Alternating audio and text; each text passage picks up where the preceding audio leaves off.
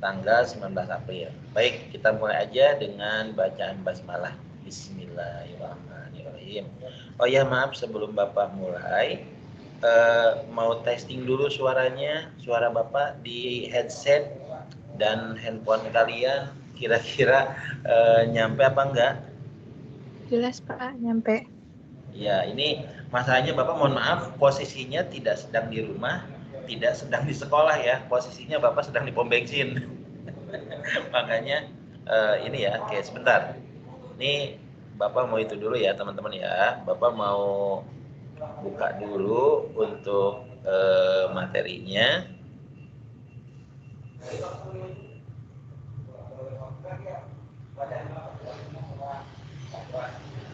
Oke. Baik, kita mulai dari yang sekarang. Materi kita adalah Kerajaan Islam bagian yang kedua. Nah, jadi nanti kalian untuk PH 3 materinya sampai sini ya. Materinya dari mulai Hindu Buddha masuk sampai materinya sampai sini. Makanya Bapak minta kerjasamanya, kalian perhatikan apa yang Bapak sampaikan. Ya. Kerajaan Islam bagian kedua yang akan kita pelajari ada 2 kerajaan. Tadinya Bapak mau ngambil 3 kerajaan, yaitu Kerajaan Pajang dan Mataram serta Banten. Cuman berhubung kerajaan Pajang itu sedikit sekali, makanya Bapak sampaikan hanya 2 kerajaan aja, yaitu Kerajaan Mataram dan Banten. Di antara 2 kerajaan ini, lebih banyak Bapak fokuskan di Kerajaan Mataram, karena untuk Kerajaan Mataram informasinya sangat banyak ketimbang Kerajaan Banten. Baik, kita mulai ya teman-teman dengan bacaan basmalah. Bismillahirrahmanirrahim. Nah, jadi apa yang akan Bapak sampaikan ke kalian untuk Kerajaan Mataram antara lain, yang pertama adalah sumber sejarahnya apa, kehidupan politiknya apa, kehidupan sosialnya apa, kehidupan ekonomi dan kemundurannya. Jadi kalau misalkan kalian baca-baca di buku pelajaran lain, pasti item yang seperti ini kalian akan temukan. Sumber sejarahnya apa, kehidupan politiknya apa, kehidupan sosialnya apa, ekonominya bagaimana, dan seterusnya. Oke. Nah, kemudian sumber sejarah untuk Kerajaan Mataram. Ya, kita Mataram dulu. Untuk sumber Kerajaan Mataram, ada beberapa sumber. Yang pertama adalah sebuah tempat namanya Kembang Lampir. Kembang Lampir itu adalah sebuah petilasan di mana Ki Ageng Pamanahan bertapa untuk mendapatkan wahyu mengenai pendirian Kerajaan Mataram. Yang kedua, ada meriam Kerajaan Mataram yang bernama Segara Wana dan Syuhbrat. Yang ketiga, ada Masjid Agung Negara. Kemudian ada Masjid Jami Pakuncen, ada Makam Raja Imogiri, dan ada Kitab Sastra Gending. Bapak ulang sekali lagi ya. Untuk sumber sejarah dari Kerajaan Mataram, yang pertama ada Kembang Lampir, sebuah petilasan di mana Ki Ageng Pamanahan itu bertapa untuk mendapatkan wahyu mengenai Kerajaan Mataram. Yang kedua, yaitu meriam Kerajaan Mataram bernama Segara Wana dan Syuhbarat. Yang ketiga ada Masjid Agung Negara, Masjid Jami Pakuncen, Makam Raja Imogiri, dan Kitab Sastra Gending. Nah, itu teman-teman ya. Kemudian lanjut berikutnya ada kehidupan politik. Bapak ambil dari buku yang kalian punya bahwa kehidupan politik dari Kerajaan Mataram antara lain yang pertama, pusat kerajaan di daerah bernama Kota Gede Yogyakarta. Kemudian pendirinya adalah Senopati Ing Alaga. Kemudian faktor yang menyebabkan Mataram mengalami perkembangan, yang pertama karena letak Mataram yang strategis, kemudian memiliki daerah yang subur, dan yang ketiga mendapat dukungan dari bupati. Jadi Bapak ulang sekali lagi, untuk kehidupan politik yang pertama adalah lokasi kerajaan berada di Kota Gede Yogyakarta. Pendirinya adalah Senopati Ing Alaga. Kemudian faktor pendorong dari Kerajaan Mataram adalah yang pertama secara letak strategis. Kemudian yang kedua memiliki daerah yang subur, dan yang ketiga mendapat dukungan dari bupati. Ini ya teman-teman ya untuk kehidupan politiknya, baik dari segi lokasi, pendiri, dan faktor pendorong. Lanjut berikutnya, ada raja yang memerintah. Raja yang memerintah dari kerajaan Mataram, Bapak ambil dari berbagai sumber. Yang pertama adalah Senopati Ing Alaga, Raden Mas Jolang, ada Sultan Agung, ada Sultan Amangkurat I, dan yang kedua Sultan Amangkurat II. Jadi Bapak ulang sekali lagi ya. Raja yang memerintah Mataram ada beberapa raja. Yang pertama ada Senopati Ing Alaga, Raden Mas Jolang, Sultan Agung, Amangkurat I, dan Amangkurat II. Demikian ya untuk raja yang memerintah. Oke, sampai sini dulu teman-teman. Bapak kecepatan nggak? Enggak, Pak. Udah ya? Oke, baik. Lanjut berikutnya ya. Lanjut berikutnya adalah ada kehidupan politiknya.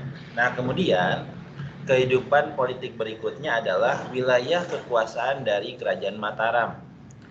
Meliputi kawasan Jawa Barat, sebagian Jawa Timur seperti Surabaya, Lasem, Pasuruan, Tuban, dan Madura. Nah, Kerajaan Mataram memiliki konsep kenegaraan. Konsep kenegaraan yang pertama adalah Gung Binantoro Bahu Denda Nyokrowati. Artinya kekuasaan yang agung, memelihara hukum di muka bumi. Itu yang pertama. Yang kedua, Wenang Wisesa Ing Sanagari. Ya, artinya memegang kuasa di negara. Yang ketiga, Budi Bawa Laksono, meluap budi mulia, luhur mulia, dan bersifat adil sesama. Lalu menjaga keteraturan dan ketentraman negeri. Jadi Bapak ulang sekali lagi, wilayah kekuasaan dari Kerajaan Mataram antara lain Jawa Barat, sebagian Jawa Timur seperti Surabaya, Lasem, Pasuruan, Tuban, dan Madura. Dan ada konsep kerajaan yang disebut dengan yang pertama kekuasaan yang agung, memelihara hukum di muka bumi. Yang kedua, memegang kuasa di negara. Yang ketiga, meluap budi luhur. Ya. Kemudian mulia, bersifat adil terhadap sesama. Lalu yang terakhir, menjaga keteraturan dan ketentraman negeri. Ini ya teman-teman untuk kehidupan politiknya. Lanjut berikutnya, ada yang dikenal dengan sistem pemerintahan.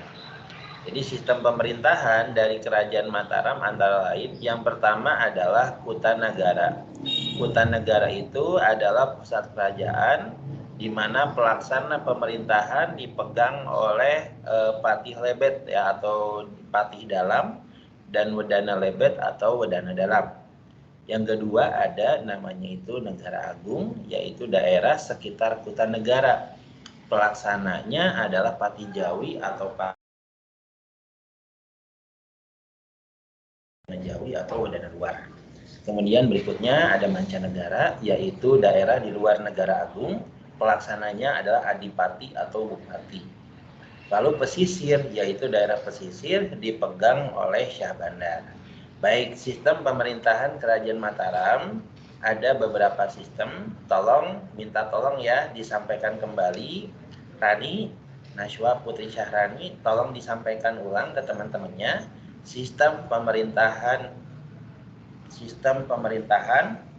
Kerajaan Mataram. Silakan disampaikan ulang, Rani. Sistem pemerintahan Kerajaan Mataram antara lain Kutanegara, pusat kerajaan, pelaksana pemerintahan dipegang oleh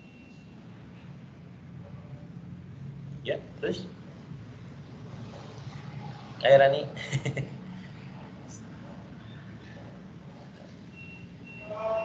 Ya, Ran, suaramu kemana? Waduh, ada yang nyorot nih. Oke, ayo Ran, silakan Ran. Jadi untuk sistem pemerintahan Kerajaan Mataram, silakan sampaikan ulang Ran. Yuk, suaramu jelas nggak? Halo? Teman-teman gimana? Suara Bapak jelas nggak teman-teman? Jelas, Pak. Jelas, Pak. Jelas. Ya, silakan Ran, diulang lagi Ran. Sistem pemerintahan Kerajaan Mataram antara lain, jelasin sampai panjang tuh. Heran? Nggak ada suaranya. Oke, baik. Oke, nggak apa-apa, Ran. Nggak apa-apa, Ran. Di sini juga memang lagi ada gangguan nih, Ran. Dimatiin aja, nggak apa-apa. Tuh, hilang Raninya. Coba ada yang mau bantu Bapak untuk kerajaan Mataram ini, ya. Jadi Bapak ulang sekali lagi ya, biar jelas ya. Tadi minta tolong artinya. Jadi sistem pemerintahan kerajaan Mataram antara lain yang pertama adalah Kutanagara, yaitu pusat kerajaan. Pelaksana pemerintahannya oleh Patih Lebet atau Patih Dalam, dibantu oleh Wedana Lebet atau Wedana Dalam. Berikutnya ada negara agung. Negara agung itu adalah apa? Daerah sekitar kota negara.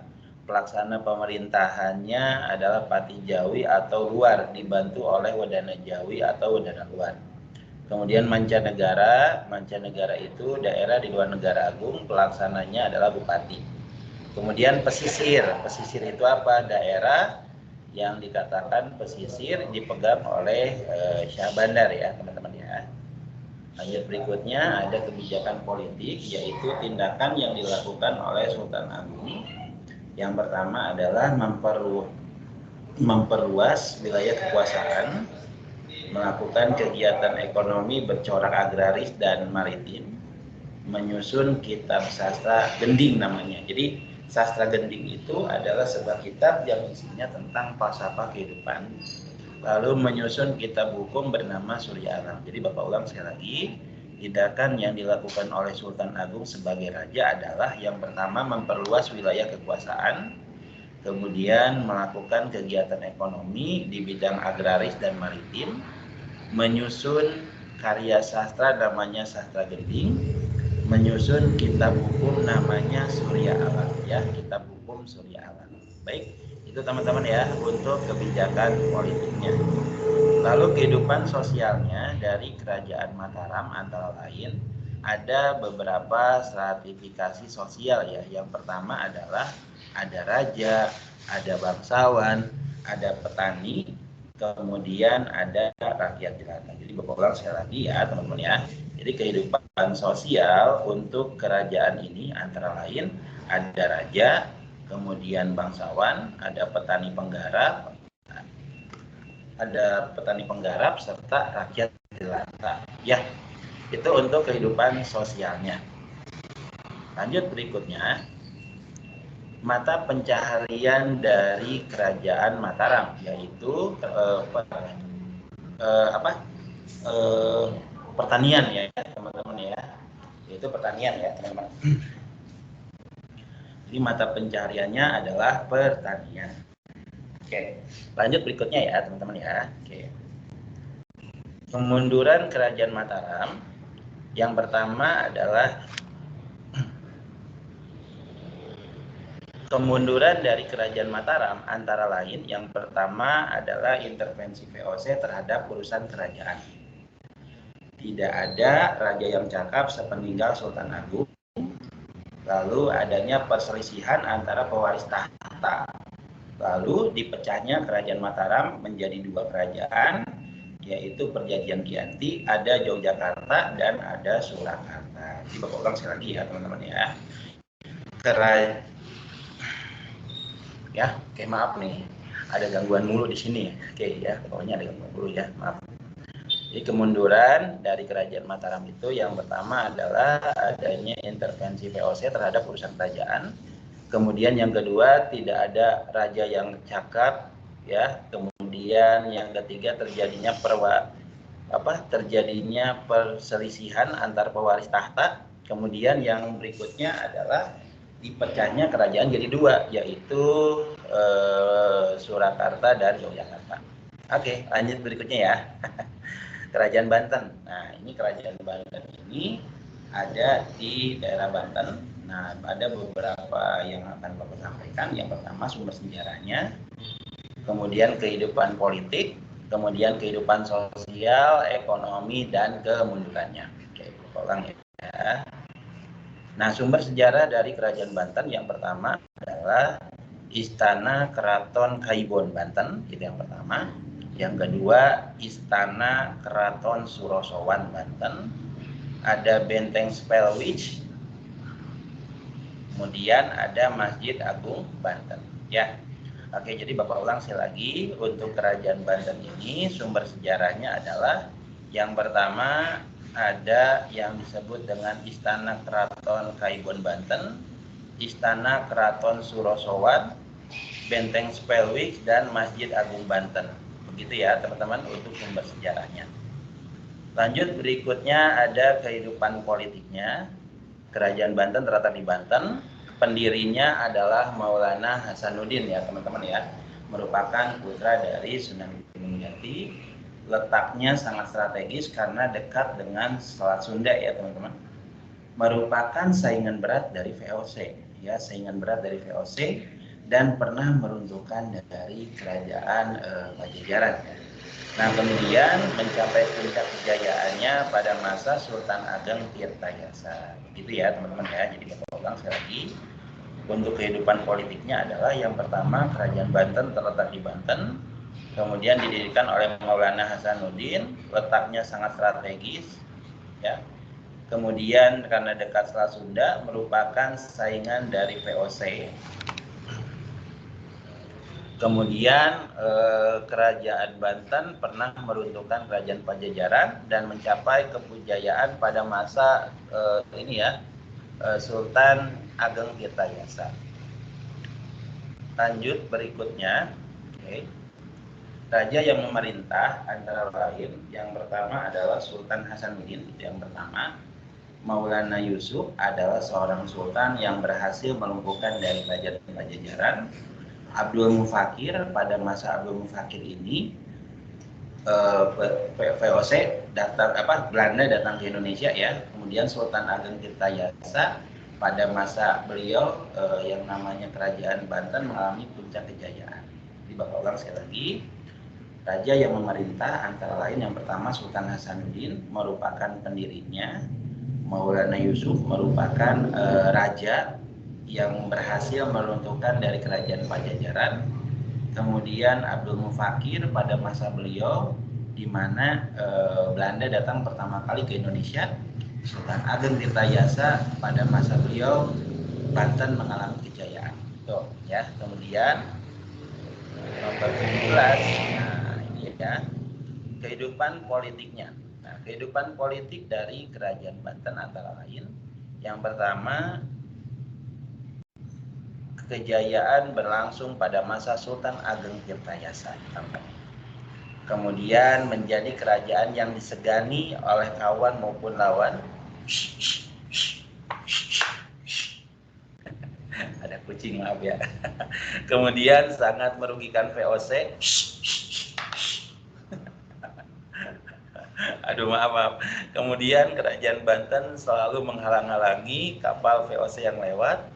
Kemudian Kerajaan Banten selalu menghalang-halangi kapal VOC yang lewat, dan VOC berhasil melumpuhkan kerajaan ini dengan melakukan politik adu domba antara ayah dan anak, yaitu Sultan Ageng Tirtayasa dengan putranya Sultan Haji. Dan dari sinilah kemudian Kerajaan Banten mulai diintervensi oleh Belanda. Jadi Bapak ulang sekali lagi ya, maaf ada gangguan lagi nih.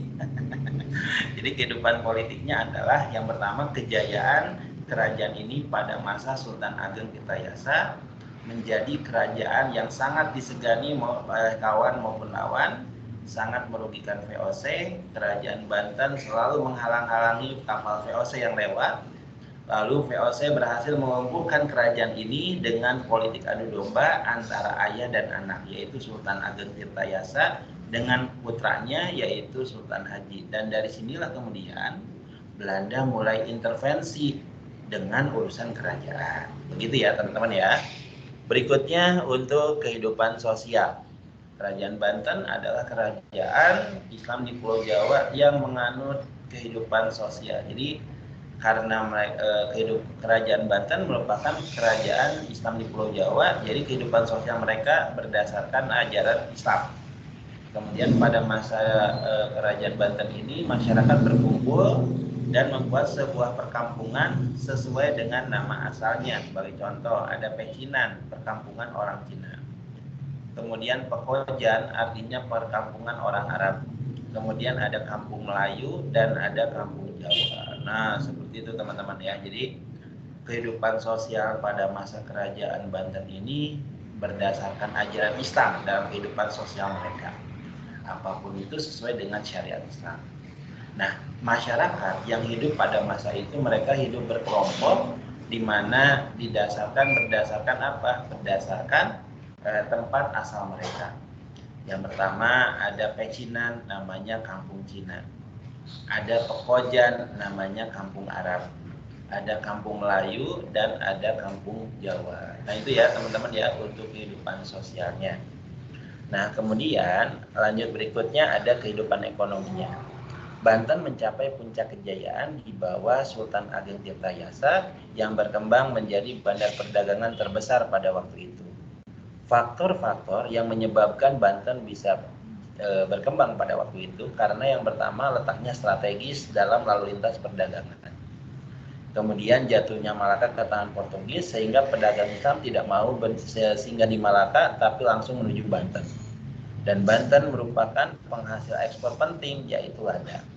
Dan kemudian Banten menjadi sebuah bandar perdagangan maju yang dikunjungi oleh pedagang dari Arab, Gujarat, Persia, Turki, dan Cina. Ya, nah Bapak ulang sekali lagi. Kehidupan ekonomi dalam kerajaan Banten yang pertama adalah Banten di bawah Sultan Ageng Tirtayasa berkembang menjadi bandar perdagangan dan pusat penyebaran agama Islam. Kemudian faktor-faktornya antara lain letaknya yang sangat strategis berada dalam lalu lintas perdagangan, jatuhnya Malaka ke tangan jatuhnya Malaka ke tangan Portugis itu menyebabkan pedagang Islam tidak mau singgah lagi di kerajaan kerajaan Malaka ya, namun langsung menuju Banten. Kemudian Banten memiliki yang namanya ekspor penting yang bernama lada. Dan pada waktu itu Banten menjadi bandar perdagangan maju yang kemudian dikunjungi oleh pedagang-pedagang dari Arab, Gujarat, kemudian Persia, Turki, Cina, dan sebagainya. Oke, terakhir yaitu kemunduran kerajaan Banten. Yang pertama adalah tidak ada pemimpin yang cakap sepeninggal Sultan Ageng Tirtayasa. Jadi setelah Sultan Ageng meninggal tidak ada pemimpin yang cakap. Yang kedua adu domba Belanda, kemudian intervensi VOC terhadap urusan kerajaan. Oh, selesai ya. Jadi kemunduran Banten itu yang pertama tidak ada pemimpin yang cakap sepeninggal Sultan Ageng Tirtayasa. Kemudian adu domba Belanda. Adu domba yang dimaksud adalah adu domba antara Sultan Ageng Tirtayasa dengan putranya bernama Sultan Haji. Kemudian intervensi VOC terhadap urusan kerajaan. Baik, teman-teman dari kelas IPS 1, IPS 2, demikian Bapak bisa menyampaikan materi hari ini. Kurang lebihnya Bapak mohon maaf kalau misalkan ada kekurangan dalam penyampaian materinya, ada gangguan yang mungkin setidaknya bikin kalian gak nyaman, Bapak mohon maaf. Tapi besar harapan Bapak, apa yang Bapak sampaikan bisa bermanfaat buat kalian. Sebelum Bapak tutup, Bapak akan cross check lagi untuk absensi dari kelas IPS 1.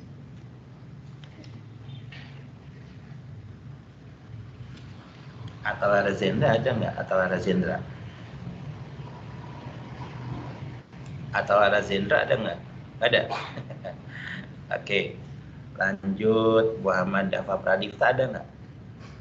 Ya, Atala apa? Atala ada. Iya. Muhammad Dafa Pradipta, oke, ada. Tori Givari hadir nggak?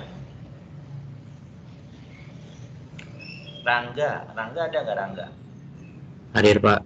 Rangga Manggala ada. Baik. Wah, ini nih tumben nih, ya. Untuk kelas 10 IPS 1 yang tidak hadir hanya Arifah Fatania ya. Atau kemana nih Arifah Fatania nih? Dari 34 siswa yang tidak hadir cuman Arifah Fatania. Kemudian IPS 2 Dava Mozart hadir nggak? Dava Mozart nggak ada ya? Oke. Zakwan hadir nggak? Zakwan Hadir Pak. ya. Davi Nugraha tadi hadir nggak sih? Davi Nugraha Rawono ya. Jibril Adiwangsa juga Raono. Jadi untuk kelas IPS 2 dari 34 yang hadir 31, yang tidak hadir 3 orang, Dava Mozart, Davin, dan Muhammad Jibril Adiwangsa.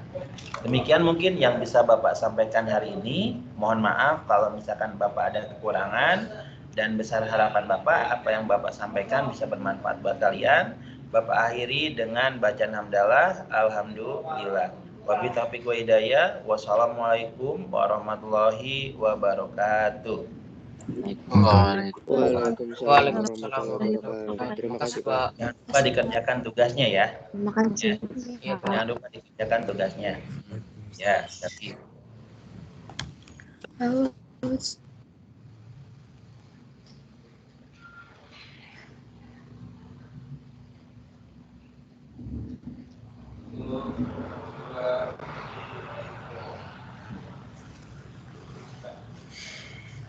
boleh.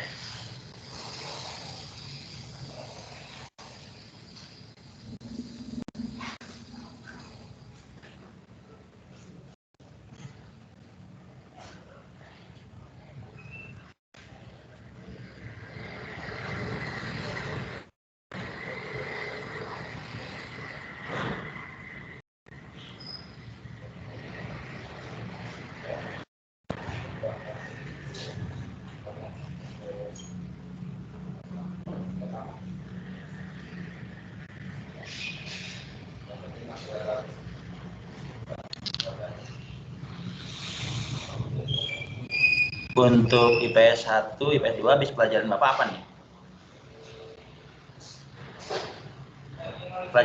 Habis pelajaran sejarah apa ya?